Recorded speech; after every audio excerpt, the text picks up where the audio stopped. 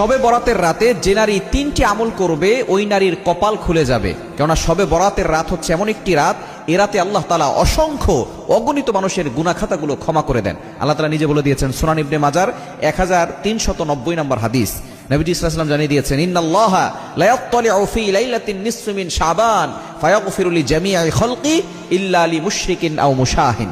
এ রাতে আল্লাহ তাআলা সন্ধ্যার পরে মাগরিবের নামাজের পরপরই আল্লাহ পাক রব্বুল আলামিন মানুষের দিকে দৃষ্টিপাত করেন, প্রথম আসমানে চলে আসেন এবং আল্লাহ পাক রব্বুল আলামিন সকলের দিকে দৃষ্টিপাত করে সকলকে সাধারণ ক্ষমার ঘোষণা করে দেন। তবে দুই শ্রেণীর মানুষকে আল্লাহ ক্ষমা করেন না। এক নম্বর হচ্ছে যারা মুশরিক, আল্লাহর সাথে শিরিক করে। দ্বিতীয় নম্বর যারা মুশাহিন, যারা আল্লাহর সাথে হিংসা করে, মানে কারোর সাথে হিংসা পোষণ করে, এদেরকে আল্লাহ তাআলা ক্ষমা করেন না।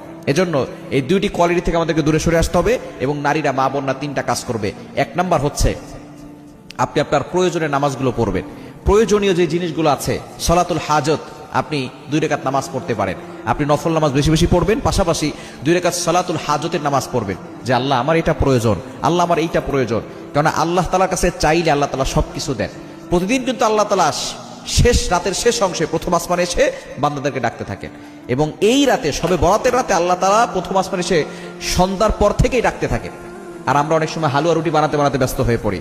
মা বোনরাও এরা আমল করবেন, নফল নামাজ পড়বেন, 2 রাকাত সলাতুল হাজতের নামাজও পড়বেন, প্রয়োজনের নামাজ, এটা পড়ে আল্লাহর কাছে দোয়া করবেন, আল্লাহ তাআলা আপনার সকল প্রয়োজন পূরণ করে দিবেন।